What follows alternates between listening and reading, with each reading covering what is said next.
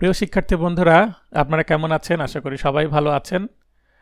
আজকে আমার নোট আইন আদালত বার এমসিকিউ ও লিখিত 2024, এই নোটের দ্য পেনাল কোড 18 and 60 অংশের পেজ 10 হতে আমার লাইভ ক্লাস পার্ট 2 ধারা 1 থেকে 75 আলোচনা হবে।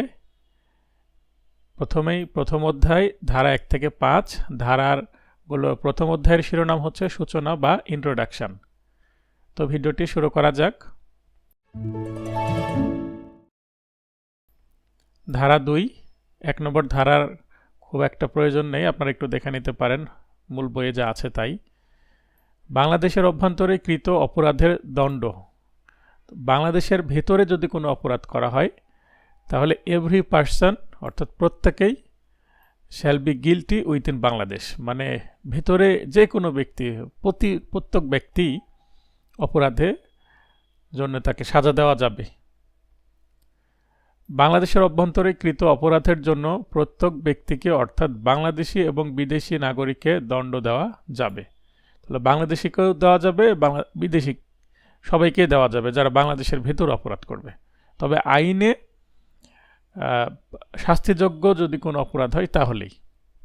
ধারা 3, বাংলাদেশের বহির্ভাগে অর্থাৎ বাংলাদেশের বাইরে কৃত অপরাধের জন্য বাংলাদেশে বিচার করা যাবে কিনা, এটার উত্তর পাবো আমরা এই ধারায়। তো এখানে any person liable by any Bangladeshi law. উপরের ধারাতে দেখেন যদি ইংলিশে প্রশ্ন করা হয় তাহলে মনে রাখতে হবে এভরি পার্সন বলা হচ্ছে, এবং 3 নম্বর ধারায় বলা হচ্ছে এনি পার্সন। এই এভরি এবং অ্যানির মধ্যে সামান্য পার্থক্য আছে, এটা একটু বুঝতে হবে। এই শব্দগুলো মনে রাখতে হবে। এই ইংলিশ দিয়ে শূন্যস্থান পূরণ টাইপ প্রশ্ন আসতে পারে। বাংলাদেশের বাইরে যে কোনো ব্যক্তি কর্তৃক কৃত বাংলাদেশি আইন বলে দণ্ডনীয় অপরাধের বিচার বাংলাদেশের আদালতে এমনভাবে করা যাবে যেন সে অপরাধটি বাংলাদেশের ভেতরে সংগঠিত করেছে। তাহলে বাইরে করুক আর ভেতরেও করুক, ভেতরেই করেছে বলে অপরাধটির বিচার করা যাবে। এ ধারাটি সাধারণত বাংলাদেশে অবস্থানরত বিদেশে অবস্থানরত শুধুমাত্র বাংলাদেশি নাগরিকগণের জন্য প্রযোজ্য হবে। মানে বিদেশে যারা বাংলাদেশি নাগরিক আছে তারা যদি বিদেশের মাটিতে কোনো অপরাধ করে এবং সেটা বাংলাদেশের আইনে যদি অপরাধ হয়, শাস্তিযোগ্য অপরাধ হয়, সেক্ষেত্রে তাকে বাংলাদেশে নিয়ে এসে অপরাধের বিচার করা যাবে।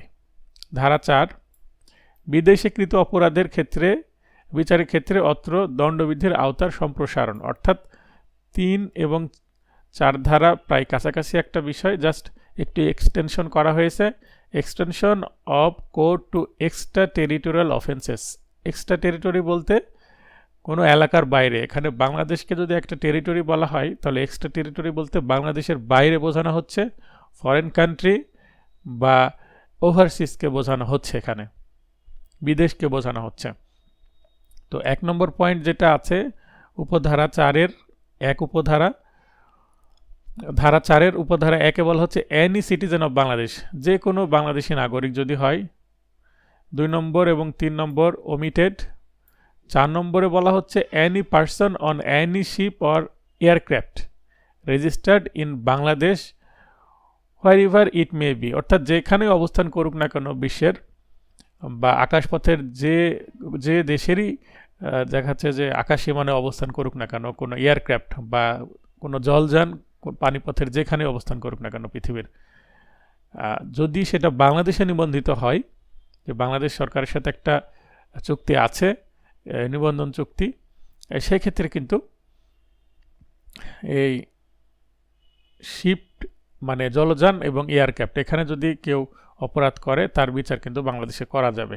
বাংলায় আমি কিভাবে ব্যাখ্যা করছি বিষয়টা, বিদেশের যে কোনো স্থানে যে কোনো বাংলাদেশি নাগরিক কর্তৃক এবং বিদেশের সীমানায় অবস্থানরত বাংলাদেশে নিবন্ধনকৃত অর্থাৎ রেজিস্টার্ড কোনো জলযান ও বিমানে বাংলাদেশি বা বিদেশি নাগরিকের কৃত অপরাধের বিচার বাংলাদেশের আদালতে করা যাবে। এক্ষেত্রে অভিযুক্ত ব্যক্তিকে অবশ্যই বাংলাদেশে পাওয়া যেতে হবে, অর্থাৎ বাংলাদেশের যে থানায় পাওয়া যাবে বা যে জেলায় পাওয়া যাবে সেই জেলার আদালতে তার বিচার আমলে গ্রহণ করা হবে এবং সেই জেলাতেই তার বিচার করা যাবে। এখানে চারটি ইলাস্ট্রেশন বা উদাহরণ আছে, খুবই সহজ। একজন ব্যক্তি Bangladeshi subject commits A murder in Uganda, মানে একজন বাংলাদেশি ব্যক্তি বা নাগরিক উগান্ডাতে একটি খুন করে। He can be tried and convicted of murder in any place in Bangladesh in which he may be found, অর্থাৎ বাংলাদেশের যেখানে তাকে পাওয়া যাবে সেখানেই তাকে কি করা যাবে, ট্রাইড, অর্থাৎ তার ট্রায়াল বা বিচার করা যাবে এবং তাকে সাজাও দেওয়া যাবে। এ ধরনের আরও কয়েকটি উদাহরণ আছে, ইংলিশগুলোই সহজ, অতবার পড়ে দিচ্ছি না আমি। আরেকটা আছে, সর্বশেষটা পড়ি। A British subject living in Khulna, একজন ব্রিটেনের নাগরিক বা ইংরেজ, তিনি খুলনায় বসবাস করেন। Investigates to commit a murder in Chittagong, সে কে প্ররোচিত করে চিটাগংয়ে একজনকে মার্ডার করতে। Is guilty of abetting murder, সে কিন্তু যে ব্রিটিশ নাগরিক, সে খুলনায় বসবাস করে কিন্তু চিটাগংয়ে কাউকে মার্ডার করতে যদি প্ররোচিত করে, তাহলে কিন্তু তার এই যে খুনের প্ররোচনার জন্য তার বিচার করা যাবে, সে দোষী সাব্যস্ত হবে। তো এই যে খুবই গুরুত্বপূর্ণ তিনটি ধারা 2, 3 ও 4 মনে রাখার কৌশল আমি কিছু চিত্রের মাধ্যমে দেখানোর চেষ্টা করছি। এখানে একটা বাংলাদেশের ম্যাপ বা মানচিত্র আঁকিয়েছি, আমি দিয়েছি, আর এই পাশে একটা ইন্ডিয়ার ম্যাপ বা মানচিত্র দিয়েছি। তো বাংলাদেশের সীমানার বাইরে যদি কোনো কিছু হয় তাহলে সেটা বাইরে দেখিয়েছি, এবং বিদেশ বলতে এখানে আমি ইন্ডিয়ার রেফারেন্স দিয়েছি।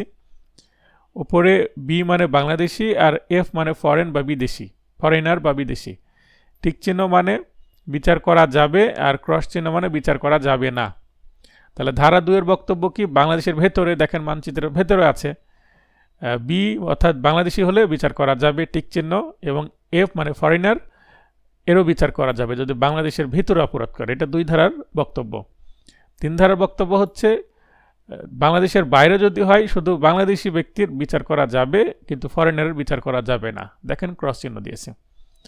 4 ধারার বক্তব্য হচ্ছে যদি কোনো এয়ারক্রাফট, কোনো উড়োজাহাজ বা কোনো হেলিকপ্টার বা এই ধরনের যেগুলো আকাশপথে ওড়ে চলাচল করে, সেই ধরনের যানে যদি বাংলাদেশি হোক আর ফরেনার হোক উভয়ের বিচার করা যাবে, এবং শর্ত হচ্ছে কি যে এই এয়ারক্রাফটটা বাংলাদেশের সরকারের মাধ্যমে কি হতে হবে, নিবন্ধিত হতে হবে।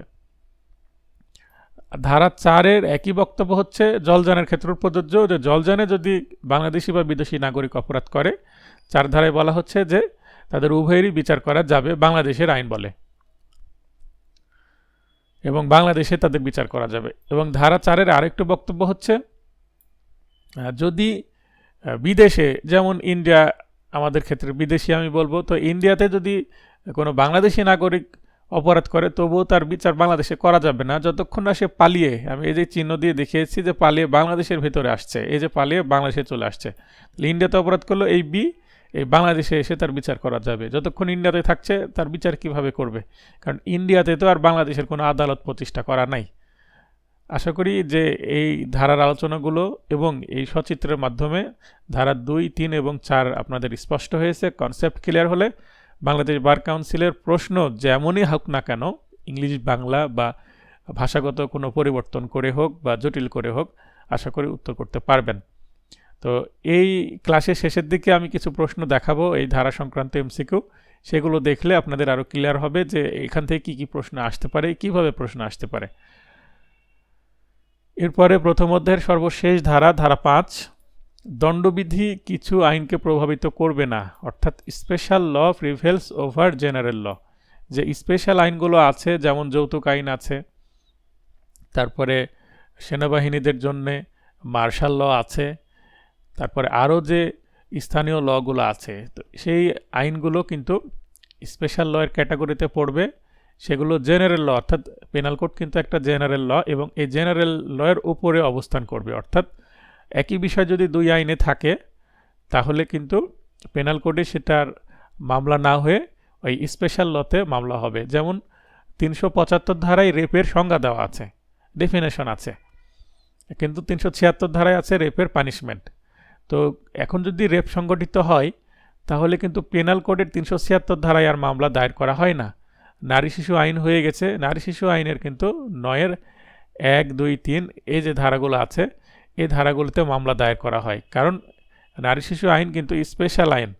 এই কারণে কিন্তু এখানে মামলাটা দায়ের করতে হবে। পেনাল কোডের থেকে সেই আইনের গুরুত্বটা বেশি হবে। প্রজাতন্ত্রের চাকরিতে নিয়োজিত কর্মচারীগণ ও সৈনিকগণের বিদ্রোহ ও পলায়নের শাস্তির বিধান সম্পর্কিত আইন বা বিশেষ স্থানীয় আইনের ক্ষেত্রে দণ্ডবিধি প্রযোজ্য নয়, অর্থাৎ সেই আইনগুলোকে দণ্ডবিধি প্রভাবিত করতে পারবে না। দণ্ডবিধিটা তখন স্টপ হয়ে যাবে, সেই আইনটা কার্যকর হবে। আশা করি বুঝতে পেরেছেন 5 ধারার বক্তব্যটা কি। এরপরে 6 ধারায় আমরা পড়তে যাব। তার আগে বলে রাখা ভালো যে দ্বিতীয় অধ্যায় শুরু হয়ে গেল। ধারা 6 থেকে 52 এখানে সাধারণ ব্যাখ্যাসমূহ অর্থাৎ জেনারেল এক্সপ্লেনেশন আছে।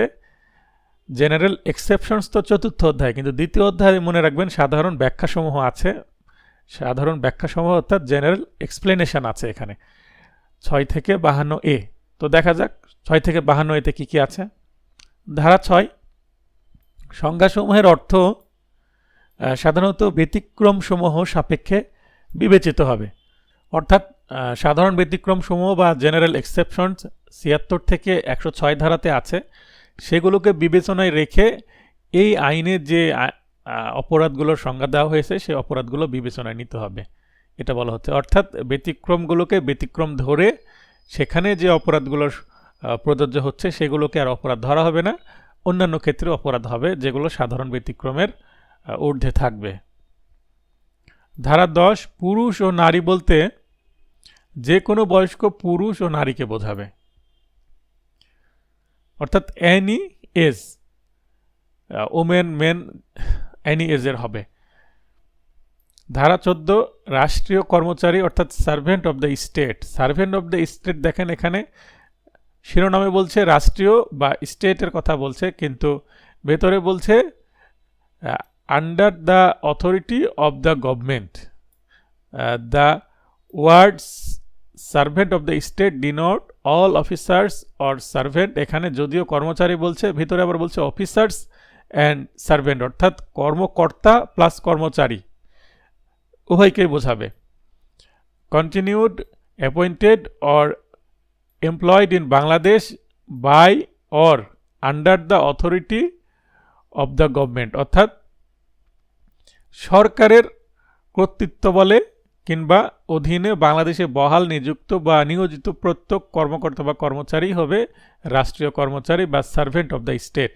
তাহলে সার্ভেন্ট অব দ্য স্টেট এভাবে যদি ইংলিশে প্রশ্ন আসে, অপশনে স্টেট শব্দটা থাকতে পারে, কিন্তু অপশনে স্টেট যদিও থাকুক উত্তর হবে কিন্তু গভর্নমেন্ট।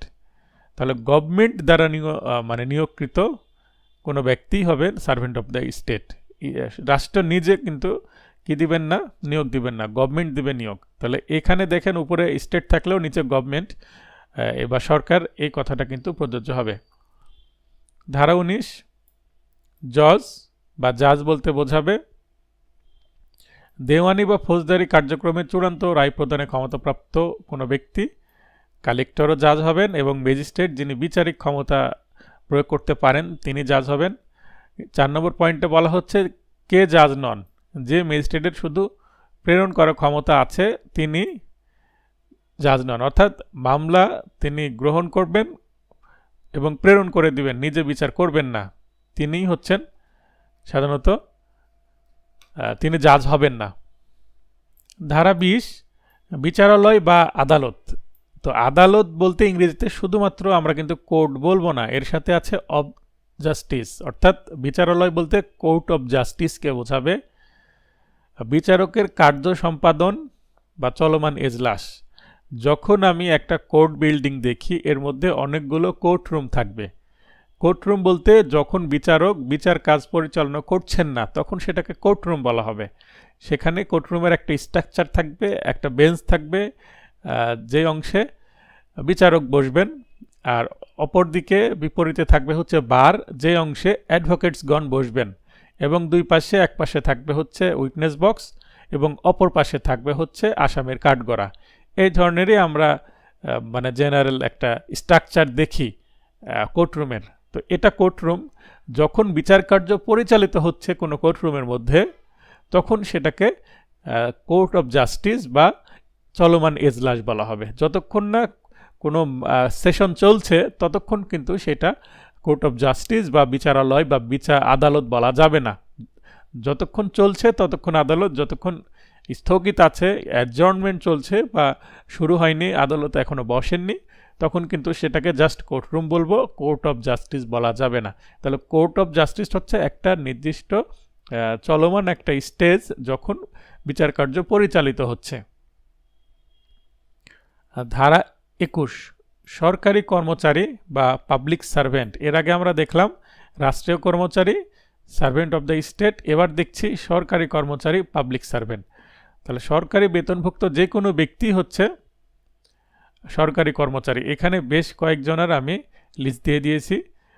সামরিক, নৌ বা বিমান বাহিনীর প্রত্যেক কমিশনপ্রাপ্ত কর্মকর্তা, জজ, ম্যাজিস্ট্রেট, আদালতের কর্মচারী, জুরি, অ্যাসেসর, পঞ্চায়েতের সদস্য, বিচারক কর্তৃক নিযুক্ত মধ্যস্থতাকারী অর্থাৎ মিডিয়েটর, আমরা সিপিসিতে সেটা জানতে পারবো।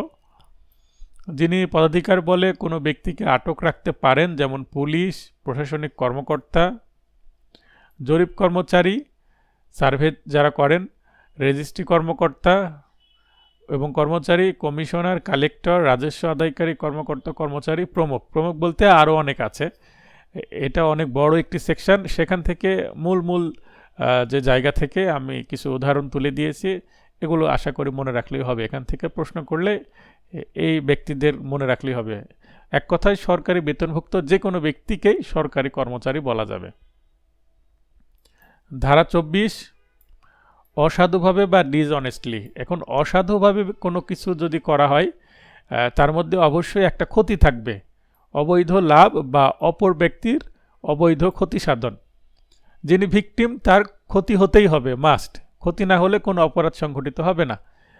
আর যিনি অ্যাকিউজড বা অভিযুক্ত ব্যক্তি, যিনি অপর ব্যক্তির ক্ষতি করছেন, তার লাভ হতেও পারে আবার নাও হতে পারে। সকল ক্ষেত্রে সাধারণত লাভ হয় না, কিছু ক্ষেত্রে শুধু ভিকটিমের ক্ষতি হয়। যেমন কোনো ব্যক্তি যদি অপর কোনো ব্যক্তির একটি আংটি হাত থেকে খুলে নিয়ে নদীতে ফেলে দেয়, তাহলে ভিকটিমের আংটিটা খোয়া গেল, ক্ষতি হলো, কিন্তু যিনি অভিযুক্ত ব্যক্তি তার কিন্তু আংটিটা যেহেতু তিনি পেলেন না, তাই তার কোনো অবৈধ লাভ হলো না। আবার যদি এক ব্যক্তি আরেক ব্যক্তিকে মার্ডার করে, সেক্ষেত্রে কোনো এর ভেতরে হয়তো বা তার কোনো লাভ আছে যে অপর ব্যক্তি মারা গেলে তার ব্যবসায়িক কোনো উপকার হতে পারে, আবার কোনো হয়তো বা উপকারও হচ্ছে না। তো ভিকটিম মারা যাচ্ছে, ভিকটিমের পরিবার ক্ষতিগ্রস্ত হচ্ছে, অভিযুক্ত ব্যক্তির কিন্তু ইনস্ট্যান্টলি কোনো লাভ হচ্ছে না, এটাও আমরা ধরতে পারি। তার মানে লাভ অভিযুক্ত ব্যক্তির হতেও পারে, না হতে পারে, কিন্তু অবৈধ ব্যক্তি যে অপর ব্যক্তির অবৈধভাবে ক্ষতি হবে, যেটা বৈধ ক্ষতি নয়, যেটা আইন দ্বারা সমর্থিত নয়। তাহলে আইনে যেটা নিষিদ্ধ করা হয়েছে সেই কাজটাই যদি করা হয়, সেটা ডিসঅনেস্টলি করা হয়েছে, সেটা ধরে নিতে হবে। আর যদি ডিসঅনেস্টলি করা না হয়, তাহলে বুঝতে হবে সেটা সরল বিশ্বাসে করা হয়েছে, তাহলে সেটা জেনারেল এক্সেপশনসের মধ্যে পড়তে পারে। তো আমরা এসেন্সে বলতে পারি যে ডিসঅনেস্টলি এর বিপরীত শব্দ হচ্ছে গুড ফেথ বা বোনাফাইড বা guilty mind. Good faith, bona fide বা সরল বিশ্বাস। তো সরল বিশ্বাসের বিপরীত হচ্ছে অসাধুভাবে, জেনে বুঝে। ধারা 29, দলিল বা ডকুমেন্ট। ডকুমেন্টের সংজ্ঞা দেওয়া হচ্ছে যে the word document denotes any matter, যে কোনো বিষয়, এক্সপ্রেসড অর ডিসক্রাইব, প্রকাশিত বা বর্ণিত, আপন এনি সাবস্টেন্স, যে কোনো পদার্থ বা বস্তুর উপরে, বাই মিন অফ লেটার্স, কোনো বর্ণের মাধ্যমে, ফিগার্স, কোনো চিত্রের মাধ্যমে, মার্কস, কোনো চিহ্নের মাধ্যমে, or any more than one of those means. এই যে বর্ণ, চিত্র বা চিহ্ন, এগুলোর একাধিক মাধ্যম ব্যবহার করেও যদি কোনো বস্তুর উপরে কোনো কিছু প্রকাশ করা হয়, সেটাকে সাধারণত ডকুমেন্ট বলা হবে। ইন্টেন্ডেড টু ইউজড, অর্থাৎ তার ব্যবহার করার উদ্দেশ্য ছিল, or which may be use, যেটা ব্যবহৃত হতে পারে, as evidence of that matter, অর্থাৎ যেটা ব্যবহৃত হয়েছে সাক্ষ্য হিসেবে অথবা ব্যবহৃত হতে পারে সাক্ষ্য হিসাবে, অর্থাৎ যেই জিনিসটির এভিডেন্সিয়াল ভ্যালু আছে, সাক্ষ্যগত মূল্য আছে, সেটাকেই সাধারণত দলিল বলা হবে। সাদা কাগজ বা কাগজ দলিল নয়, বরং কাগজ, কাঠ, পাথর, ধাতু বা যে কোনো বস্তুর উপর লিখিত বক্তব্য বা চিহ্ন হলো দলিল। যেমন ভিডিও ক্যাসেট, সিডি, চিপ সবই দলিল, কারণ এর মধ্যে যদি তথ্য থাকে তাহলে দলিল। কিন্তু যদি ভিডিও ক্যাসেট বা সিডি চিপ যদি ব্ল্যাঙ্ক হয়, ভিতরে কিছুই না থাকে, তাহলে কিন্তু সেটা কোনো দলিল নয়। যেমন সাদা কাগজ দলিল নয়, তেমন গাছ, গরু, মহিষের গায়ে দেওয়া নম্বরও কিন্তু দলিল। কোনো গাছের গায়ে নাম্বার দেওয়া হয় কোনো কারণে, আর দেখা যাচ্ছে যে গণনার জন্য। আবার গরু, মহিষ যেটা বিদেশ থেকে আগে আমদানি হতো ইন্ডিয়া থেকে, তখন ইম্পোর্টের সময় তার গায়ে একটা নাম্বারিং করা হতো, এই নম্বরিংটাকে কিন্তু দলিল হিসাবে গণ্য করা যাবে।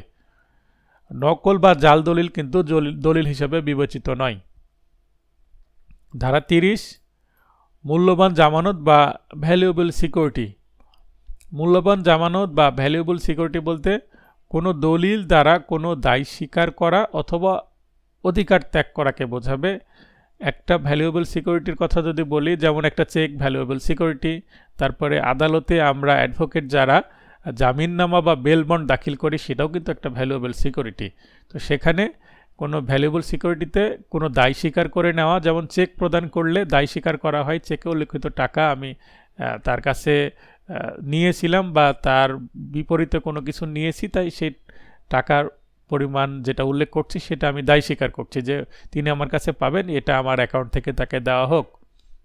অথবা অধিকার ত্যাগ করা, আমি কোনো কিছু যদি উল্লেখ করি যে আমি এই কোনো বক্তব্য পেশ করে কোনো লিখিত বক্তব্যের মাধ্যমে কিন্তু মূল্যবান সিকিউরিটি তৈরি হতে পারে এবং আমি বলতে পারি যে এটা আমার ছিল, সেটা অধিকার ত্যাগ হলো। যেমন একটা যদি আমি দেখাচ্ছে যে বক্তব্য বলি যে এটা আমার ছিল, এটা আমি আরেকজনকে দান করে দিলাম বা দিয়ে দিলাম, তাহলে কিন্তু সেটা ভ্যালুয়েবল সিকিউরিটি হয়ে গেল। যেমন যদি আমি বলি কোনো দোকানের ভাউচারে আমি একটা প্রোডাক্ট কিনেছি, একটা ল্যাপটপ কিনেছি, তো ল্যাপটপের মডেল নাম্বার সবই আছে, তো দোকানদার কিন্তু একটা রসিদ দিচ্ছে এবং সেখানে উল্লেখ করে দিচ্ছে এই মডেলের, এই সিরিয়ালের এই ল্যাপটপটি এখন আমি তার কাছে বিক্রয় করে দিলাম। তার মানে সেটার অধিকারটা তিনি ত্যাগ করে দিলেন, তার যে সার্টেন লিগ্যাল রাইট আছে সেটা ত্যাগ করে দিলেন। এটা তাহলে একটা ভ্যালুয়েবল সিকিউরিটি হিসেবে কাজ করবে কোনো প্রোডাক্টের ভাউচার। ধারা 31, উইল।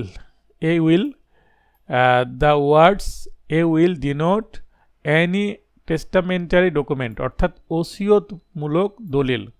কেউ কাউকে কোনো কিছু যদি ওসিয়ত করে যায় সেটাকে উইল বলা হয়, ইচ্ছাপত্র বলা হয়। ধারা 33, কার্য বা কার্য বিচ্যুতি বা বিরতি। অ্যাক্ট, ওমিশন। অ্যাক্ট বলতে কোনো কিছু করা, আর ওমিশন বলতে কোনো কিছু করা থেকে বিরত থাকা। এই হচ্ছে অ্যাক্ট এবং ওমিশনের মূল কনসেপ্ট। এই ধারাতে বলা হচ্ছে একক কার্য, যদি কেউ একটি কাজ করে তাহলে সেটাও অ্যাক্ট। কার্যের শ্রেণী, অনেকগুলো কাজ যদি করে, মাল্টিপল অ্যাক্টস করে, সেটাকেও ওই একক কার্য এবং কার্যের শ্রেণীকে কিন্তু সমভাবে বিবেচনা করা হবে। একক বিচ্যুতি বা বিচ্যুতি শ্রেণী বা মানে সিঙ্গেল ওমিশন আর মাল্টিপল ওমিশন সবই কিন্তু সমান হবে। এরপরে ধারা 34। ধারা 34 আলোচনার পূর্বে বলে রাখি যে ধারা 34 থেকে 38 এখানে যৌথ দায় বা জয়েন্ট লাইবিলিটি এর ধারণা পাওয়া যায়। তো এখানে কিন্তু একটু ডিটেল আলোচনা করা হয়েছে, কারণ এটা লিখিতর জন্য খুব দারুণভাবে প্রযোজ্য। লিখিত পরীক্ষায় কিন্তু এখান থেকে প্রশ্ন আসে। তো যেহেতু এটা এমসিকিউ প্লাস লিখিত উভয় নোট, তাই কোথা থেকে লিখিত প্রশ্ন আসতে পারে, কিভাবে আসতে পারে, সেটাও কিন্তু নোটে দেখানো হয়েছে এবং লিখিত প্রশ্ন আলোচনা করা হয়েছে এমসিকিউ প্রশ্নের পাশাপাশি। ধারা 34, অভিন্ন অভিপ্রায় বা সাধারণ অভিপ্রায়, এটাকে আবার অভিন্ন ইচ্ছাও বলা হয় বা সাধারণ ইচ্ছাও বলা হয় বা অভিসন্ধিও বলা হতে পারে। বাংলা যাই হোক না কেন, ইংরেজি হচ্ছে কমন ইন্টেনশন। ধারা শিরোনাম হচ্ছে acts done by several persons in furtherance of common intention. তাহলে when a criminal act is done by several persons in furtherance of the common intention of all, each of such persons is liable for that act in the same manner as if it were done by him alone. অর্থাৎ সকলে মিলে যদি একটি কাজ করে তাহলে ধরে নিতে হবে একা যদি কোনো কাজ করা হয় যেমন ইফেক্ট হবে, ফলাফল হবে, অনেকে মিলেই সেই কাজটি করলে একই ফলাফল হবে। অর্থাৎ সিঙ্গুলার আর প্লুরালের কোনো পার্থক্য এখানে নাই। অভিন্ন অভিপ্রায় বা সাধারণ অভিপ্রায় পূরণ গল্পের ন্যূনতম 2 বা ততোধিক ব্যক্তির কর্তৃক কৃত অপরাধ হতে হবে। কমন ইন্টেনশন বলতে 2 জনের মনের মধ্যে অথবা তার বেশি লোকের মধ্যে একই ইচ্ছা কাজ করছে কোনো অপরাধের, সেটাই কমন ইন্টেনশন। একজনের মধ্যে ইচ্ছা কাজ করলে তার কমন ইন্টেনশন হবে না, 2 বা ততোধিক ব্যক্তির মধ্যে সেই ইচ্ছাটা কাজ করতে হবে, অভিপ্রায়টা কাজ করতে হবে, তাহলে সেটা কমন ইন্টেনশন হবে। তাহলে কমন ইন্টেনশন বা 34 ধারার প্রযোজ্য হতে হলে ন্যূনতম 2 জন ব্যক্তি হতে হবে, এটা একটা শর্ত। পূর্ব পরিকল্পনা আবশ্যক, যা দীর্ঘদিন পূর্বে বা ঘটনাস্থলে তাৎক্ষণিকভাবে সৃষ্টি হতে পারে। মনে করেন যে ঘটনা 5 তারিখে হলো, 5 ফেব্রুয়ারি সকাল 10টায়। তো এই যে সকাল 10টায় একটা ঘটনা হলো, কয়েকজন মিলে একটি অপরাধ করলো, এটা তাদের দীর্ঘদিন আগেরও পরিকল্পনা হতে পারে, অথবা ঘটনাস্থলে 3 জন ব্যক্তি দাঁড়িয়ে আছে, তাদের একটা সুযোগ চলে আসলো যে এই সময় তারা যদি কোনো রবারি করে তাহলে কিছু অর্থকড়ি হাতে আসবে। এই একটা সুযোগ দেখে ইনস্ট্যান্টলি তাদের মনের মধ্যে কমন ইন্টেনশন তৈরি হলো, চলো আমরা কি করি, দর্শুতা করি। ওই লোক 2 জন লোক দাঁড়িয়ে আছে, কাপুল, তাদের কাছে যা কিছু আছে সব কেড়ে নেই। ইনস্ট্যান্ট তাদের মনের মধ্যে কি আসলো, কমন ইন্টেনশন তৈরি হলো, অপরাধ করার ইচ্ছা হলো, মোটিভ তৈরি হলো। তারা যে তাদের মোবাইল ফোন এবং কাছে থাকা গহনা এবং টাকা পয়সা ছিনিয়ে নিল, অর্থাৎ রবারি সংগঠিত করলো। তাদেরকে ভয় দেখিয়ে, হয়তোবা তাদের কাছে কোনো কিছু ছিল বা না থাক, তাদের কাছে অস্ত্র যদি নাও থাকে, ইনস্ট্যান্ট যেহেতু 3 জন ব্যক্তি আর একটা ছেলে একটা মেয়ে যদি কোনো জায়গায় থাকে, সাধারণত এদেরকে দেখে ভয়ে দিয়ে দিবে সব কিছু। যেহেতু ভয় কাজ করছে, তাৎক্ষণিক ভয় দেখাচ্ছে, তাই নিশ্চয়ই সেখানে দস্যুতাই সংগঠিত হবে। দস্যুতা হোক আর চুরি হোক, যেটা হোক না কেন, তাদের কমন ইন্টেনশন ইনস্ট্যান্ট তৈরি হয়েছে, তাদের থেকে এই যে টাকা পয়সা, মোবাইল এবং অন্যান্য মূল্যবান সম্পত্তি লুট করার। তাহলে আগে থেকেও পূর্ব পরিকল্পনা থাকতে পারে বা ঘটনাস্থলে কাজ করার পূর্বে ইনস্ট্যান্টলি কিন্তু কমন ইন্টেনশন তৈরি হতে পারে। অপরাধে সকলের সক্রিয় অবস্থান, একটি পার্ট প্লে আবশ্যক, অর্থাৎ সবাইকে ঘটনাস্থলে থাকতে হবে এবং কোনো না কোনো কাজের সাথে জড়িত থাকতে হবে। একই কাজের সাথে সবাই জড়িত থাকবে তা না। একটা অপরাধকে দেখা যাচ্ছে যে সংগঠিত করতে হলে, একটা অপরাধকে মানে এক্সিকিউশন করতে হলে, সম্পাদন করতে হলে, কিন্তু ঘটাতে হলে এক একজনের এক এক পার্ট প্লে থাকতে পারে। কেউ হয়তো বা হাত ধরলো, কেউ হয়তো বা পা জাপটে ধরলো, কেউ হয়তো বা গলায় ছুরি ধরলো। এরকম নানান কর্মকাণ্ডের মাধ্যমে একটা অপরাধ সংগঠিত হলো। তাহলে এক একজনের কাজ কিন্তু ভিন্ন ভিন্ন, কিন্তু কাজটা কালেকটিভলি কিন্তু একটাই হচ্ছে, তাই এটাকে অ্যাক্টিভ পার্ট প্লে বলা হবে। এবং এই যে কাজটা করলো কমন ইন্টেনশনের মাধ্যমে, সেক্ষেত্রে সকলের দায় বা সমান হবে, অর্থাৎ যৌথ দায় বা জয়েন্ট লাইবিলিটি থাকবে এবং সবারই দায় হচ্ছে সমান হবে। তাহলে যেখানে 34 ধারা আছে, ধরে নিতে হবে এখানে একাধিক অপরাধী আছে এবং সকলের ইন্টেনশন অপরাধ, এক বা একাধিক অপরাধ করার কিন্তু সমানই ইন্টেনশন ছিল। ধারা 35 অপরাধমূলক জ্ঞান বা অভিপ্রায়। এখানে এই ধারার মূল বক্তব্য হচ্ছে ক্রিমিনাল নলেজ অর ইন্টেনশন। এখানেও অপরাধমূলক জ্ঞান বা অভিপ্রায় সহকারে 2 বা ততোধিক ব্যক্তি কর্তৃক কৃত অপরাধ, সকলের দায় বা যৌথ দায় বা জয়েন্ট লাইবিলিটি সমান হবে। এ জাস্ট 35 ধারায় কমন নলেজ মানে ক্রিমিনাল নলেজ, এই কথাটা মনে রাখবেন, তাহলে যথেষ্ট। ভিতরের ইংলিশটা ইচ্ছে করলে পড়তে পারেন, না পড়লেও সমস্যা নেই। ধারা 36 আংশিক কার্য ও আংশিক কার্যবিরতির ফলাফল। Effect caused partly by act and partly by omission. তো এখানে একটা উদাহরণ আছে, ইলাস্ট্রেশন আছে। এ ইন্টেনশনালি কজেস জেডস death partly by illegally omitting to give Jed food and partly by beating Jed. তাহলে এ ইচ্ছাকৃতভাবে জেডের মৃত্যু ঘটালো। কিভাবে? তাকে কিছুদিন খাদ্য দিল না এবং তারপরে সে দুর্বল হয়ে যাওয়ার কারণে আঘাত করলো, মারলো, তাকে মেরেই ফেললো। তাহলে এ হ্যাজ কমিটেড মার্ডার। এখানে ধরে নিতে হবে এ কি করেছে, মার্ডার করেছে। যদিও যদি আলাদা করে চিন্তা করি যে একাই খাদ্য না দিয়ে আংশিক কার্যবিরতি, খাদ্য না দিলে সে তো আর মরে যায়নি, তাহলে এই অংশ যদি ধরে নিই সে হয়তো বা অ্যাটেম্প্ট টু মার্ডারের চেষ্টা করেছে, এটা আমরা বলতে পারি, যেহেতু সে খাদ্য না দেওয়ার ফলে মারা যায়নি, পরে পিটিয়ে মানে আংশিক মানে কার্য করলো, হত্যা করলেও খুন হবে। তাহলে প্রথমে আংশিক কার্য করলো, তাকে দুর্বল করে দিল খাদ্য না দিয়ে, আংশিক কার্যবিরতি অর্থাৎ অমিশন, এবং তারপরে সামান্য একটু কাজ করলো কি, তাকে হালকা করে আঘাত করলো এবং দুর্বল মানুষ ছিল বলে সে মারা গেল। তো এই দুইয়ের কার্যে মিলে মানে অমিশন এবং অ্যাক্ট মিলেও কিন্তু একটা সে ঘটনা ঘটালো, অর্থাৎ জেডের মৃত্যু ঘটালো, তাহলে এটা খুন হিসেবে গণ্য হবে। ধারা 37, কতিপয় কার্যের মধ্যে একটির মাধ্যমে কৃত অপরাধ।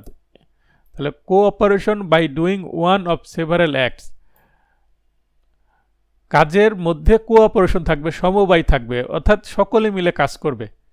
তাহলে সকলের দায় বা যৌথ দায় এখানেও সমান হবে, সামান্য ভিন্ন হতেও পারে, যেন কার্যটি কোনো ব্যক্তি একাকী করেছে এরকম এর ইফেক্ট থাকবে। এখানে 3টি উদাহরণ আছে, উদাহরণগুলোর আপনারা বিআর অ্যাক্টে পাবেন, এখানেও তুলে দিয়েছি। এই উদাহরণগুলো যদি পড়েন খুব সহজ ভাষাতে লেখা আছে।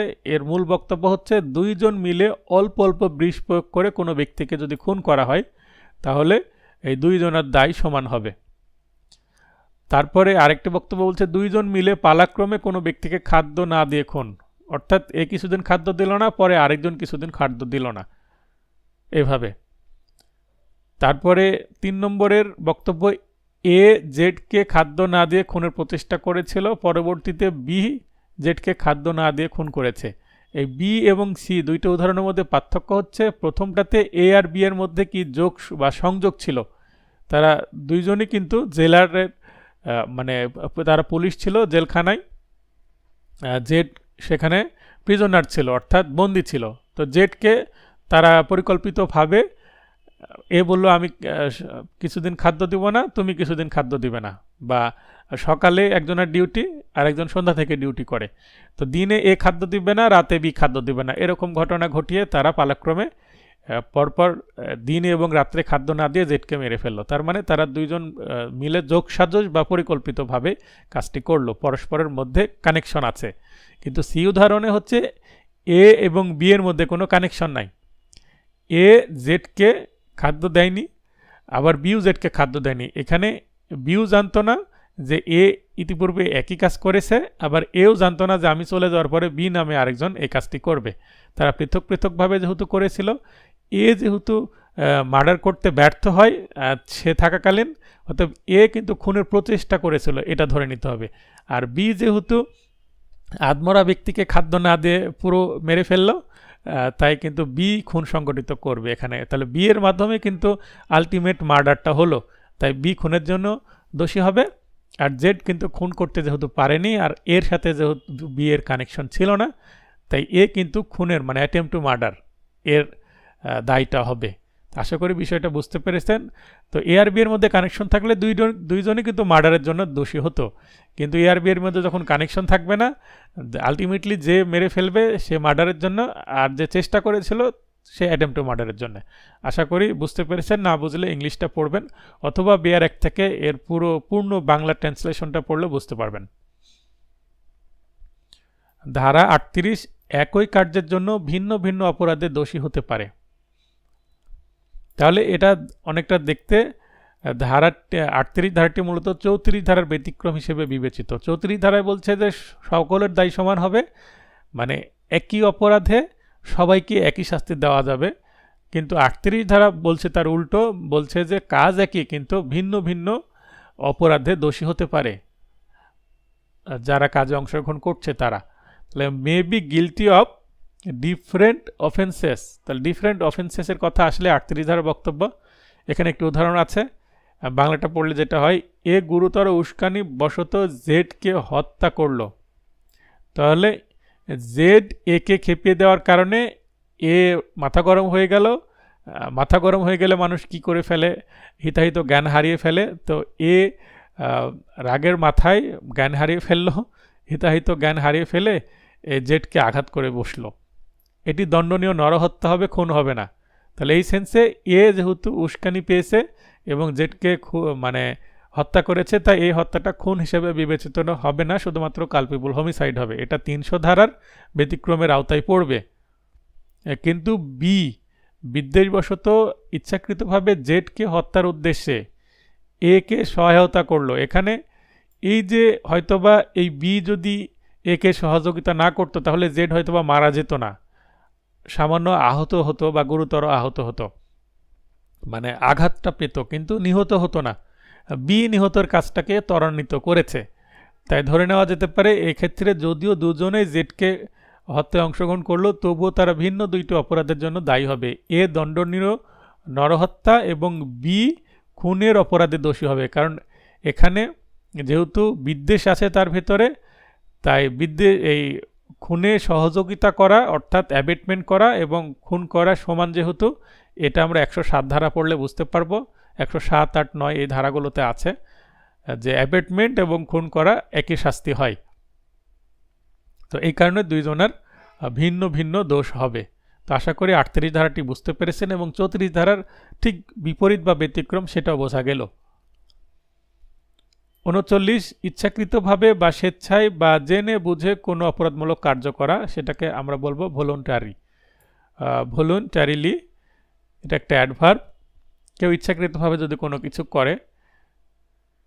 এখানে একটি উদাহরণ আছে, এটার বাংলা করলে যাওয়া হয় এ দস্যুতা সহজ করার উদ্দেশ্যে রাত্রিবেলা একটি ঘরে অগ্নিসংযোগ করে। তার মানে একটি ঘরে আগুন ধরিয়ে দিল যেন লোকজন পালিয়ে গেলে সেখানে পড়ে থাকা সম্পত্তি সে লুট করে নিবে। এতে একজন ব্যক্তি মৃত্যুবরণ করে। সে বুঝতে পারেনি যে ভিতরে কোনো মানুষ আছে এবং সেখানে মানুষ মারা যেতে পারে আগুনে পুড়ে। এক্ষেত্রে হয়তো এ কাউকে হত্যা করতে চায়নি, তার উদ্দেশ্য ছিল কিন্তু দস্যুতা সংগঠিত করা। আগুন দিলে সহজে দস্যুতা সংগঠিত করতে পারবে, সম্পত্তিগুলো লুট করতে পারবে তাই। এবং হয়তো উক্ত ব্যক্তির মৃত্যুর জন্য দুঃখ প্রকাশ করছে, যে একজন ব্যক্তি মারা গেল, এ ভাবছে যে এটা তো আমি করতে চাইনি, দুঃখ প্রকাশ করছে বা ক্ষমা চাচ্ছে। সেক্ষেত্রে কি তাকে ক্ষমা করা হবে? হবে না, কেননা তবুও অগ্নিসংযোগের ফলে কারো মৃত্যু ঘটতে পারে জেনেও সে ইচ্ছাকৃতভাবে মৃত্যু ঘটানোর জন্য দায়ী হবে। একটা ঘরে আগুন দেওয়া, ভিতরে মানুষ থাকতে পারে বা ভিতরে মানুষ না থাক, আশেপাশে আগুন ছড়িয়ে যেয়ে মানুষের জানমালের ক্ষতি হতে পারে, এটা জেনে শুনে আগুন দেওয়াটাই তার অপরাধ এবং সে ইচ্ছাকৃতভাবে বা ভলুন্টারিলি করেছে, এটাই ধরে নিতে হবে। ধারা 40 অপরাধের সংজ্ঞা দেওয়া আছে offence. The word offense denotes a thing punishable under this code or under any special or local law as hereinafter defined, অর্থাৎ পেনাল কোড অথবা অন্য কোনো স্পেশাল বা লোকাল লতে যেটাকে অফেন্স হিসাবে সংজ্ঞায়িত করা হয়েছে, যেগুলো শাস্তিযোগ্য, সেগুলোকেই অফেন্স বা অপরাধ হিসাবে গণ্য করা হবে। আইন দ্বারা নিষিদ্ধ ও শাস্তিযোগ্য কার্য বা কার্যবিরতিকেই অফেন্স বা অপরাধ হিসাবে গণ্য করা হবে। ধারা 41 বিশেষ আইন বা স্পেশাল ল কোনগুলো? A special law is a law applicable to a particular subject. কোনো একটি নির্দিষ্ট বিষয়ের জন্য প্রযোজ্য আইনই হচ্ছে স্পেশাল ল বা বিশেষ ল। ধারা 42 আছে স্থানীয় ল বা local law. A local law is a law applicable only to a particular part of the territories comprised in Bangladesh. বাংলাদেশের কোনো একটি নির্দিষ্ট এলাকার জন্য প্রযোজ্য আইনই হচ্ছে স্থানীয় আইন বা লোকাল ল। ধারা 43 অবৈধ বা illegal. The word illegal is applicable to everything which is an offense or which is prohibited by law or which furnished ground for a civil action. তাহলে এর আগে আমরা যেটা অফেন্স দেখলাম এটা কিন্তু মাত্র ফৌজদারি মামলার ক্ষেত্রে প্রযোজ্য। ক্রিমিনাল নেচার, এই শব্দটাই হচ্ছে ক্রিমিনাল নেচারের একটি শব্দ অফেন্স, যেখানে শুধুমাত্র ফৌজদারি অপরাধের বিষয়ে বলা হচ্ছে। কিন্তু ইলিগ্যালটা কিন্তু সিভিল ক্রিমিনাল উভয় ক্ষেত্রে প্রযোজ্য। অবৈধ, সেটা অবৈধভাবে অপরাধও হতে পারে, আবার অবৈধভাবে কোনো সিভিল ম্যাটারও হতে পারে। তাই অবৈধ শব্দটা সিভিল ক্রিমিনাল উভয় ক্ষেত্রে প্রযোজ্য, দেওয়ানি আর ফৌজদারি উভয় ক্ষেত্রে প্রযোজ্য। কিন্তু অফেন্স সিভিলের ক্ষেত্রে প্রযোজ্য না, শুধুমাত্র ফৌজদারি ক্ষেত্রে প্রযোজ্য। অপরাধ বা আইন বলে নিষিদ্ধ বা যে কোনো দেওয়ানি পদক্ষেপ গ্রহণের কারণ থাকে সেখানে অবৈধ বলা হবে।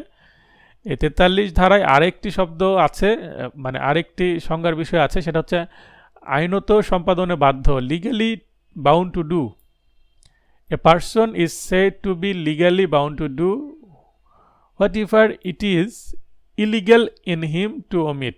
যার তা পরিহার করা উচিত এবং না করলে সেটাকে অবৈধ বলা হবে। কোনো ব্যক্তির জন্য যা পরিহার করাই অবৈধ, সেটা সে যদি না করে তাহলে সেটাকে অবশ্যই বলা হবে সে লিগ্যালি বাউন্ড টু ডু, সে আইনত করতে বাধ্য। তো 43 ধারে কিন্তু দুইটা বিষয়ের সংজ্ঞা দেওয়া হয়েছে। এখান থেকে প্রশ্ন আসতে পারে ইলিগ্যালের সংজ্ঞা কত ধারায় দেওয়া আছে, বা লিগ্যালি বাউন্ড টু ডু কত ধারার বিষয়বস্তু। ধারা 43। ধারা 44 ক্ষতি বা ইনজুরি। সাধারণত আমরা ক্ষতি বলতে অনেক কিছু ক্ষতি বোঝায়, কিন্তু ইংলিশ শব্দ যদি ইনজুরি বলি তাহলে মেডিকেল টার্ম বা চিকিৎসা বিজ্ঞানের ভাষায় ইনজুরি বলতে আমরা বোঝাবো যে শরীরের কোনো জায়গায় কেটে গেছে, কোনো ক্ষত হয়েছে, এরকম আমরা বুঝি। তো শরীরের যদি বাহ্যিক অংশে কোনো স্কিনে ইনজুরি হয় তাহলে সাধারণত ব্লিডিং হয়, রক্ত বের হয়, এটা আমরা ধরে নিই। আর যদি শরীরের ভেতরে ইনজুরি হয় সেটাকে বলা হয় হ্যামারেজ বা ইন্টারনাল ব্লিডিং। তো এটা এক ধরনের ইনজুরি। তো এখানে আমরা পড়ি the word injury denotes any harm whatever illegally caused to any person in body. তো মেডিকেল সায়েন্স কিন্তু শুধুমাত্র বডির ইনজুরিটাকে দেখে এবং ট্রিটমেন্ট করে। আর মাইন্ড, রিপুটেশন অর প্রপার্টি, এটার মাইন্ডের ইনজুরি কিন্তু আবার দেখাচ্ছে যারা মনোবিজ্ঞানী তারা করে থাকেন, যারা উন্মাদের চিকিৎসা করেন সেটা কিন্তু আবার এই ইনজুরিটাও হয়, রিপুটেশন অর প্রপার্টি। তাহলে আমরা দেখতে পাচ্ছি ইনজুরি বলতে শুধুমাত্র দেহের ইনজুরি না, body, mind, reputation or property, চারটা বিষয় এখানে প্রযোজ্য। অবৈধভাবে কোনো ব্যক্তির দেহ, মন, সুনাম কিংবা সম্পত্তির ক্ষতিসাধনই হচ্ছে অ্যাকচুয়ালি পেনাল কোডের ভাষায় ইনজুরি, যেটা 44 ধারার বক্তব্য। ধারা 45 জীবন বা লাইফ। জীবন বা লাইফ বলতে শুধুমাত্র মানব জীবনকে বোঝাবে, শুধুমাত্র হিউম্যান বিইংয়ের জীবনকেই বোঝাবে। আর 46-এ মৃত্যু বা ডেথ বলতে শুধুমাত্র মানুষের মৃত্যু বোঝাবে, অর্থাৎ হিউম্যান বিইংয়ের ডেথ বোঝাবে, মৃত্যু বোঝাবে। তো এখানে যদি একটা প্রশ্ন করা হয়, একজন ব্যক্তি অপর ব্যক্তির যদি একটি গরু বিষ প্রয়োগ করে হত্যা করে, সেক্ষেত্রে একটি গরু হত্যার জন্য তাকে কি মার্ডার কেস দেওয়া যাবে? নিশ্চয়ই মার্ডার কেস দেওয়া যাবে না। কোনো প্রাণী বা অ্যানিমেলকে বা বার্ডকে যদি হত্যা করা হয় তাহলে সেটা ক্ষতি হতে পারে, সেটাকে মিসচিফ বলা হবে। 425 ধারার সংজ্ঞা, 425, 26, 27 এই ধারাগুলো পড়লে আমরা বুঝতে পারবো। সেটা যেহেতু একটা গরু, ছাগল বা কোনো পোষা প্রাণী বা বন্যপ্রাণী হোক না কেন, সেটা একটা কিন্তু প্রপার্টি, সেটার কিন্তু মানুষের জীবনের মতো মূল্য নেই। একটা গরুর জীবন আর মানুষের জীবন কিন্তু এক নয়। তাহলে জীবন বলতে মানব জীবনকে বোঝাবে এবং মৃত্যু কিন্তু মানব মৃত্যুকেই বোঝাবে। আর অন্য পশু প্রাণীর বা পশু পাখির যদি মৃত্যু হয় সেটাকে কিন্তু মৃত্যু যদিও অপরাধের মধ্যে পড়ছে, সেটাকে মিসচিফ বা ক্ষতি, কারণ সেটা একটা সম্পত্তি, সেই সম্পত্তির ক্ষতি করে দেওয়া হবে। কারো যদি পুকুরে কেউ বিষ প্রয়োগ করে পুরো পুকুরে মাছ মেরে ফেলে তাহলে ভিকটিমের ক্ষতি হলো, হিউজ একটা অর্থের ক্ষতি হলো। যদিও মাছ মরে গেল, এই সেন্সে মাছের কি জীবন নেই? আছে, কিন্তু সেটাকে মৃত্যু বলা যাবে না, এটা আসলে ক্ষতি বলতে হবে। এটা মানুষের ক্ষতি হয়ে গেল এটা বলতে হবে। তাহলে আশা করি যে এখান থেকে যদি প্রশ্ন আসে, এভাবে প্রশ্ন আসতে পারে, তাহলে 45, 46 বুঝতে হবে, তাহলে কিন্তু এখান থেকে নানানভাবে প্রশ্ন আসতে পারে। ধারা 49 বৎসর ও মাস গণনা, সেটা গ্রেগরিয়ান বা ব্রিটিশ ক্যালেন্ডার অনুযায়ী হবে। আমরা এটা কিন্তু আবার তামাদি আইনেও দেখতে পাই সেম ধারার বিষয়। ধারা 52 সরল বিশ্বাস বা সৎবিশ্বাস, অর্থাৎ গুড ফেথ।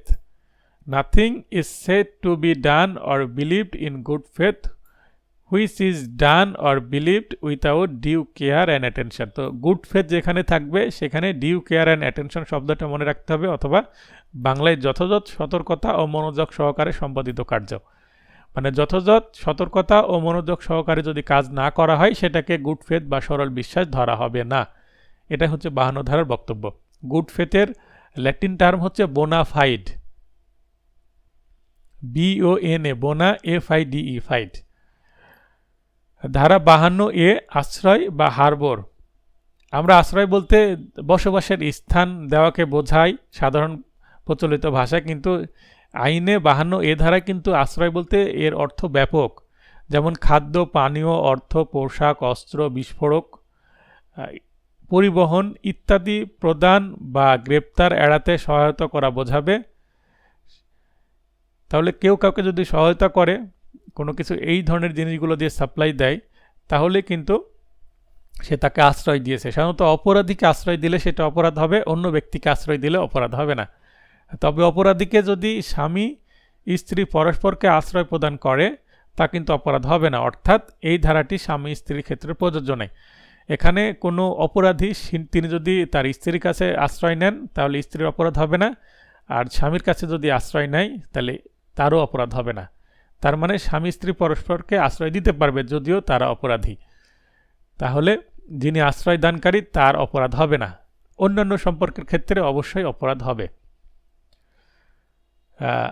তৃতীয় অধ্যায় ধারা 53 থেকে 75 দণ্ড সম্পর্কিত বিধানগুলো আছে। আমরা তৃতীয় অধ্যায় পড়ে আজকের ভিডিওটি শেষ করব, লম্বা হয়ে যাচ্ছে। ধারা 52, ধারা 53 দণ্ডসমূহ বা শাস্তিসমূহ। দণ্ড, শাস্তি, সাজা একই কথা, ইংলিশে পানিশমেন্ট। মোট 5 প্রকার দণ্ড বর্তমানে বলবৎ আছে। এই 5 সংখ্যাটা মনে রাখতে হবে, খুবই গুরুত্বপূর্ণ, এমসিকিউ ডিরেক্ট প্রশ্নে আসে।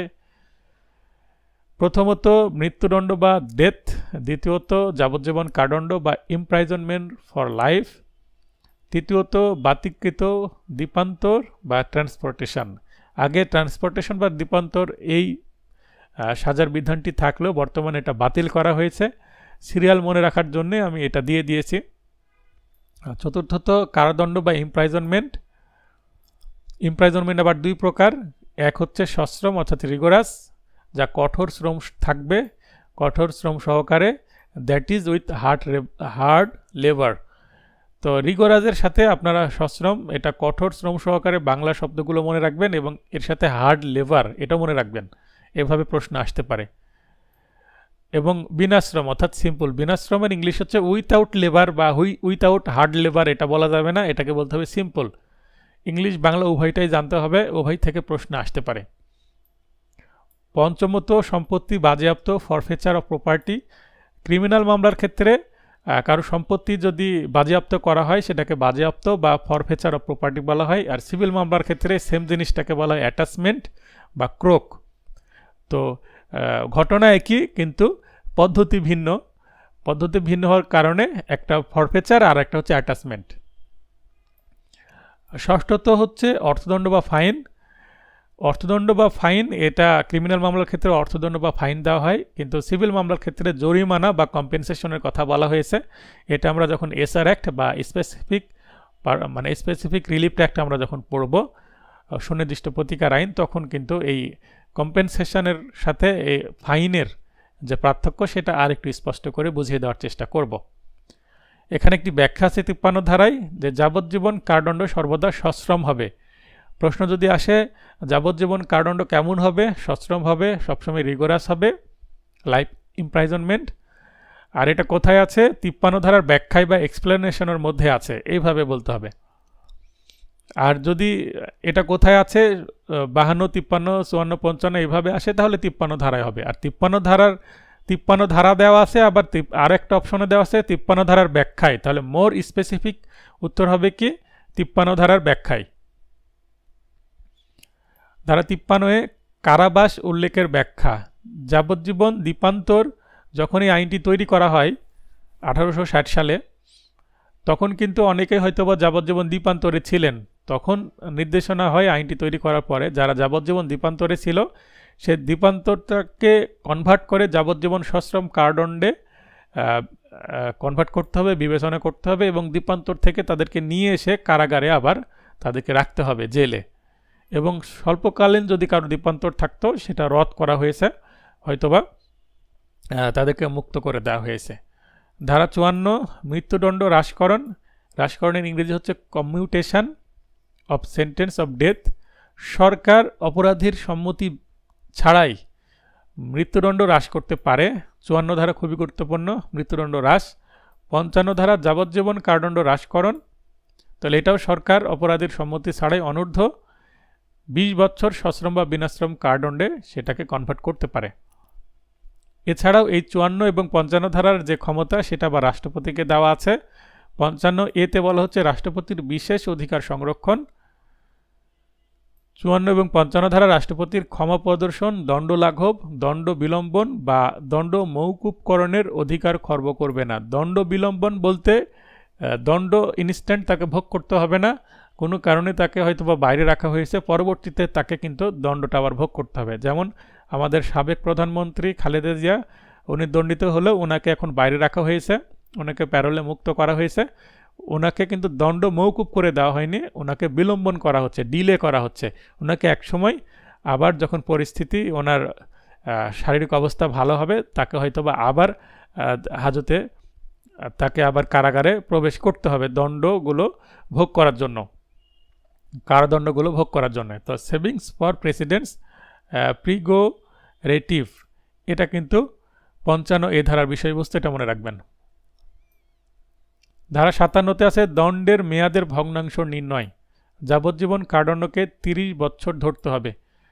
যাবজ্জীবন কারাদণ্ড বলতে কত বছর, এটা যেহেতু নির্দিষ্ট নয়, তো যখন কাউকে যাবজ্জীবন কারাদণ্ড দেয় সেই সাথে মনে করেন 1 লক্ষ টাকা অর্থদণ্ড দেওয়া হলো। এখন অর্থদণ্ড অনাদায়ে কারাদণ্ড কতটুকু হবে, 1/4 হয় মোট কারাদণ্ডের। তো যাবজ্জীবন কারাদণ্ড কত বছর এটা যদি জানা না যায়, 1/4 কিভাবে নির্ণয় করব? তার মানে দণ্ডের ভগ্নাংশ নির্ণয় করার জন্যে অর্থদণ্ড অনাদায়ে আরও কত মাস বা বছরে কারাদণ্ড দিতে হবে সেটা নির্ণয় করার স্বার্থে যাবজ্জীবন কারাদণ্ডকে 30 বছর ধরে ক্যালকুলেশন করা হয়। ধারা 60, কারাদণ্ডের প্রকৃতি। আদালত তার বৈচারিক দক্ষতা অনুসারে কোনো অপরাধীকে, এই যে কারাদণ্ড কি হবে, সশ্রম হবে না বিনাশ্রম হবে, এটা 3 প্রকার হতে পারে। সম্পূর্ণ সশ্রম হতে পারে, কিংবা সম্পূর্ণ বিনাশ্রম হতে পারে, কিংবা আংশিক সশ্রম ও আংশিক বিনাশ্রম কারাদণ্ড প্রদান করতে পারেন। কারো মনে করেন যে 10 বছরের কারাদণ্ড হলো, পুরোটাই সশ্রম 10 বছর দিতে পারে আদালত, আবার পুরোটাই বিনাশ্রম দিয়ে দিতে পারে, অথবা বললো 5 বছর সশ্রম 5 বছর বিনাশ্রম, অর্থাৎ মিক্সড আপ হতে পারে। ধারা 63, অর্থদণ্ডের পরিমাণ, অ্যামাউন্ট অফ ফাইন, এইটা কিন্তু কোনো সীমা থাকবে না, তবে অত্যাধিক বা অতিরিক্ত হবে না, অতিরিক্ত বা অত্যাধিক হবে না। তার মানে এটা কিন্তু আনলিমিটেড হবে, but shall not be excessive. এই শব্দগুলো আপনাদের মনে রাখতে হবে, যেটা 63 ধারার বক্তব্য। এটা কিন্তু আসে, বিগত সালে এসেছে। ধারা 64, অর্থদণ্ড অনাদায়ে কারাদণ্ড, মূল কারাদণ্ডের সাথে কিছু অতিরিক্ত কারাদণ্ড যোগ হতে হবে। ধারা 65, কারাদণ্ড ও অর্থদণ্ড উভয় দণ্ডে দণ্ডিত হলে, মানে কারাদণ্ড আছে সে সাথে কিছু অর্থদণ্ড আছে, তাহলে অর্থদণ্ড অনাদায়ে সর্বোচ্চ কারাদণ্ডের 1/4 বেশি হবে না, তবে কম হতে পারে। একটু আগে যেটা আমি বললাম যে এখানে 30 বছর ধরে যাবজ্জীবন কারাদণ্ডের হিসাব করতে হবে, সেটা এখানে কিন্তু বলা আছে। 65-র সাথে সেটার একটা কানেকশন আছে। মূল কারাদণ্ড ও অর্থদণ্ড অনাদায়ে কারাদণ্ডের সমষ্টি উক্ত অপরাধের সর্বোচ্চ কারাদণ্ডকে অতিক্রম করবে না। ধারা 66, অর্থদণ্ড অনাদায়ে কারাদণ্ডের প্রকৃতি। কারাদণ্ড ও অর্থদণ্ড উভয় দণ্ডে দণ্ডিত হলে উক্ত অপরাধের বর্ণিত কারাদণ্ডের প্রকৃতির অনুরূপ হবে। অর্থাৎ কারাদণ্ড আছে, অর্থদণ্ড আছে। মূল কারাদণ্ড দিলে হচ্ছে সশ্রম, তাহলে অর্থদণ্ড যদি দিতে না পারে সেটা অনাদায়ে যে অল্প কারাদণ্ড যোগ হবে সেটাও সশ্রম হবে। আর যদি মূল কারাদণ্ড বিনাশ্রম হয় তাহলে যতটুকু যোগ হলো ততটুকু বিনাশ্রম হবে। ধারা 67, শুধুমাত্র অর্থদণ্ডে দণ্ডিত হলে, শুধু অর্থদণ্ড আছে কোনো কারাদণ্ড নেই, শুধু ফাইন, শুধু টাকা দিতে হবে। অর্থদণ্ড অনাদায়ে সর্বোচ্চ বিনাশ্রম কারাদণ্ড হবে। যেহেতু শুধু ফাইন আছে, ধরে নিতে হবে অপরাধটা কিন্তু ছোট অপরাধ, সিলি ম্যাটার্স, সেই কারণে তাকে শুধু ফাইন করা হয়েছে। তাই এরকম অপরাধীকে কি করা যাবে না, সশ্রম কারাদণ্ড দেওয়া যাবে না। সশ্রম কারাদণ্ড দেওয়ার আবার কিন্তু একটা ক্যাটাগরি করা আছে, ফিক্সড করা আছে। অনূর্ধ্ব 50 টাকা যদি কারো অর্থদণ্ড হয় এবং সেটা অনাদায়ে অনূর্ধ্ব 2 মাস বিনাশ্রম কারাদণ্ড হবে। অনূর্ধ্ব 100 টাকা হলে 4 মাস এবং অন্য ক্ষেত্রে অর্থাৎ 100 টাকার অধিক অর্থদণ্ড যদি হয় এবং সেটা অনাদায়ে অনূর্ধ্ব 6 মাস বিনাশ্রম কারাদণ্ড দেওয়ার বিধান 67 ধারায় উল্লেখ করা হয়েছে। ধারা 68 অর্থদণ্ডের অর্থ আদায়ে কারাদণ্ডের সমাপ্তি হবে। কেউ যদি অর্থদণ্ড টাকাটা দিয়ে দেয় তাহলে অনাদায়ে যে কারাটা ভোগ করছিল সেটা সঙ্গে সঙ্গে তার সমাপ্তি হয়ে যাবে, তাকে মুক্ত করতে হবে। এটা আমরা ফৌজদারি কার্যবিধির 386 এবং 389 এ ধারাসমূহ দেখব। যখন সিআরপিসি পড়ব তখন এই জায়গাটা আরেকটু আমরা ডিটেলে বুঝতে পারব। ধারা 69 অর্থদণ্ডের অর্থ আনুপাতিক আদায়ে কারাদণ্ডের পরিসমাপ্তি হবে। উদাহরণস্বরূপ এর 10,000 টাকা অর্থদণ্ড ও তা অনাদায়ে 4 মাসের বিনাশ্রম কারাদণ্ড হলো। তার মানে কি প্রতি মাসের জন্য তার আনুপাতিক অর্থদণ্ড 2,500 টাকা হবে। এখন কারাবাসকালে যদি প্রথম মাস কারাবাস উত্তীর্ণ হবার পূর্বে, মানে মনে করেন যে 1 মাস হয়নি, 28-29 দিন হয়েছে, সে বলল 1 মাস তো হতেই চললো, আমি এই মুহূর্তে 7,500 টাকা পরিশোধ করি। সে 7,500 টাকা পরিশোধ করলো, তাহলে তাকে তো আর বাকি 3 মাস খাটতে হবে না, কারণ বাকি 3 মাসের টাকা তো সে দিয়ে দিচ্ছে। তবে প্রথম মাস কারাবাস উত্তীর্ণ হওয়ার সঙ্গে সঙ্গে সে মুক্তি পাবে।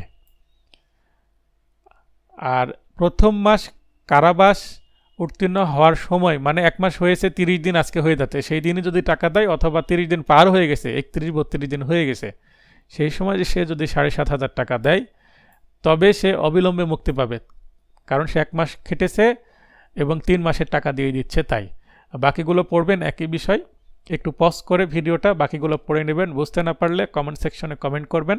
আর যারা আমার স্টুডেন্ট আছেন তারা অবশ্যই আমাকে হোয়াটসঅ্যাপে মেসেজ করতে পারেন কোনো জায়গায় যদি বুঝতে না পারেন। ধারা 70 অর্থদণ্ড আদায়ের সময়সীমা রায়ের 6 বছরের মধ্যে করতে হবে অথবা কারাবাসকালেই আদায় করে নিতে হবে। কারাবাসকালে আসামির যদি মৃত্যু হয় তাহলে তার কি অর্থদণ্ড আর আদায় করা যাবে না? যাবে। সে মারা গেলে কি হলো? তার যে সম্পত্তি আছে সেই সম্পত্তি দায়মুক্ত হবে না, অর্থাৎ আসামির সম্পত্তি হতে অর্থদণ্ড আদায় করা যাবে। আর যদি সম্পত্তি না থাকে তাহলে আর সরকার সেই অর্থ আদায় করতে পারবে না, সরকারের লস হবে। এই যে অর্থদণ্ড আদায় করা হয়, এই অর্থদণ্ড পুরোটাই কিন্তু রাষ্ট্রীয় কোষাগারে যায়। আবার অনেক সময় রায়ের সময় উল্লেখ করা হয় অর্থদণ্ডের একটি অংশ বা পুরোটাই ভিকটিম পেতে পারে। এটা নির্ভর করে রায়ে বিচারক কি উল্লেখ করছেন তার উপরে। যদি উল্লেখ না করে ভিকটিম পাবে তাহলে সেটা চলে যাবে হচ্ছে রাষ্ট্রীয় কোষাগারে, আর যদি উল্লেখ করে সেটা ভিকটিম পাবে আংশিক বা পুরোটাই, তাহলে ভিকটিম সেটা তুলে নিতে পারবে। ধারা 71 কতিপয় অপরাধের সমবায়ে গঠিত অপরাধের শাস্তির সীমা। একাধিক অপরাধ করেছে, সেই ক্ষেত্রে সিআরপিসির 35 ও 235 ধারা অনুসারে চার্জ গঠন করা হবে এবং একটি মামলা বা একাধিক মামলায় এক বা একাধিক সাজা হতে পারে। তো এটা আমরা সিআরপিসিতে আরও স্পষ্ট হবে। 71 ধারার মূল বক্তব্য এখানে যেটা বলছে, একজন ব্যক্তি একজনকে বেত্রাঘাত করেছে, মনে করেন 100টা বেত্রাঘাত করেছে, তো একই কার্যের অংশ হবে। তার মানে 100টা একজনকে মেরেছে, তাই একটি শাস্তি হবে, একটি মামলা হবে, একটি চার্জ গঠন করা হবে।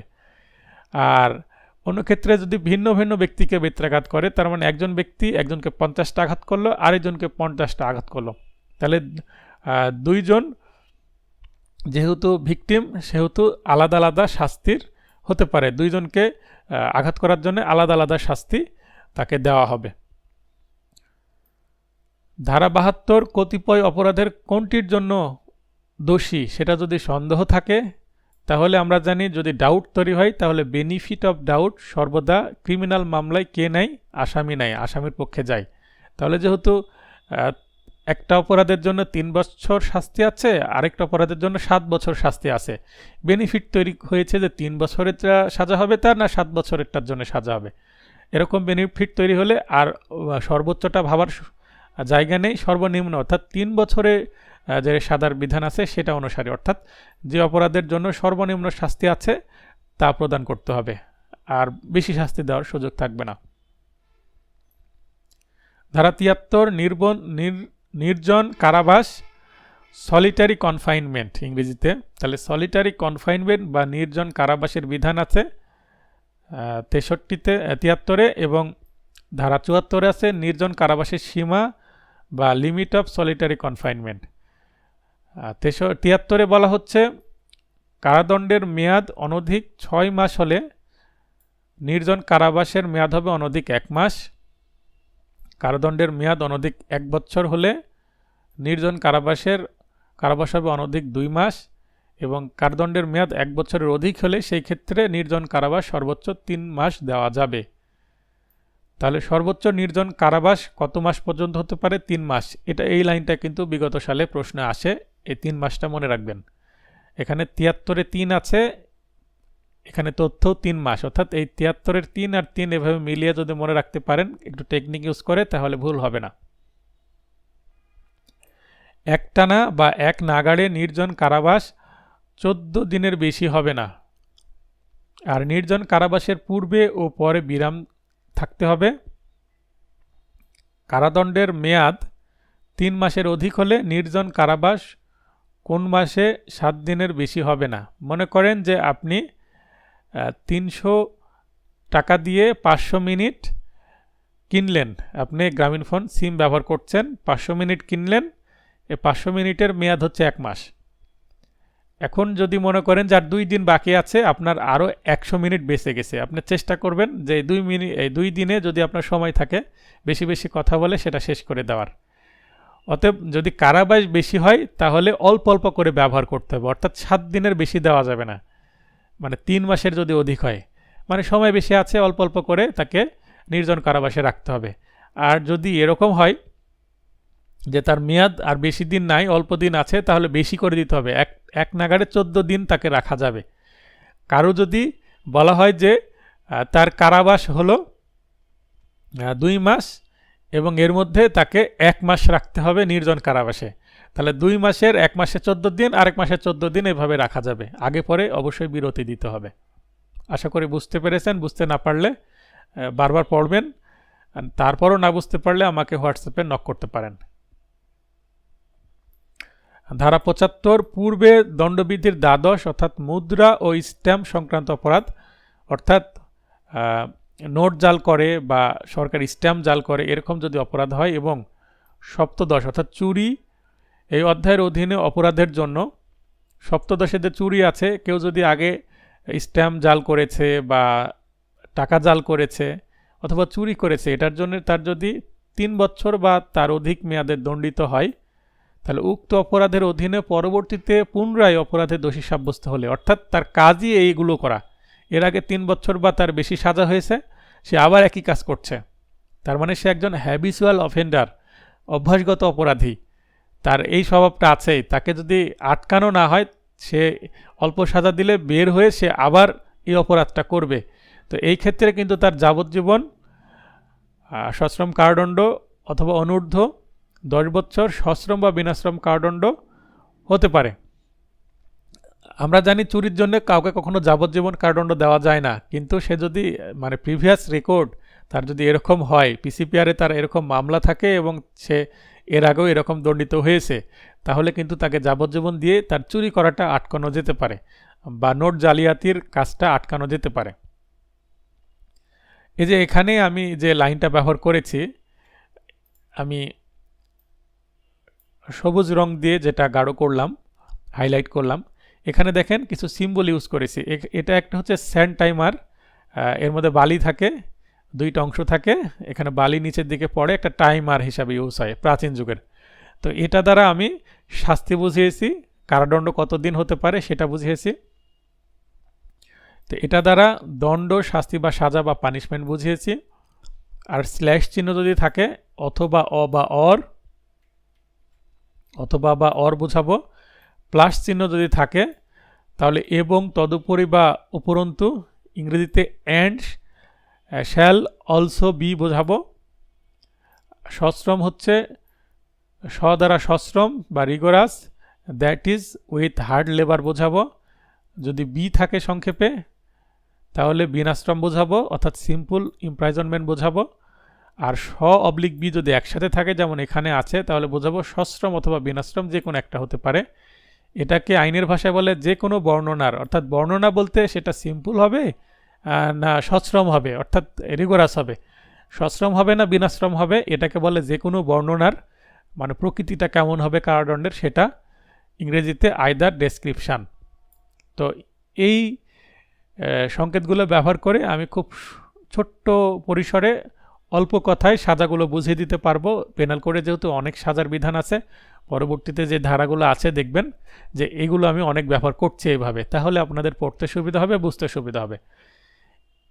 আজকের আলোচনা প্রায় শেষ পর্যায়ে। পার্ট 2 হতে গুরুত্বপূর্ণ এমসিকিউ প্রশ্নাবলী, বিগত সালে যে প্রশ্নাবলীগুলো আসছে এখানে দেওয়া আছে। যেমন যুক্তরাষ্ট্রে বসবাসকারী এক্স একজন বাংলাদেশি নাগরিক, সে উগান্ডায় একজন ব্যক্তিকে হত্যা করে। আমরা দেখেছি যে হুবহু ইলাস্ট্রেশনে এটা আছে। বাংলাদেশের যোগ্যতা সম্পন্ন কোনো আদালতে এক্স এর বিচার করতে পারে যদি তাকে পাওয়া যায়। কোথায় পাওয়া যায়? বাংলাদেশে পাওয়া যায়। তো এটা আমরা দেখবেন নিচে একের উত্তর হবে গ, ধারা 4 থেকে আসছে। তাহলে ধারা 4 থেকে এইভাবে প্রশ্ন আসতে পারে, হুবহু উদাহরণ তুলে দিয়েছে বাংলায়। বাংলাদেশি নাগরিক ক যুক্তরাষ্ট্রে একটি খুন করে, তাহলে বিদেশে খুন।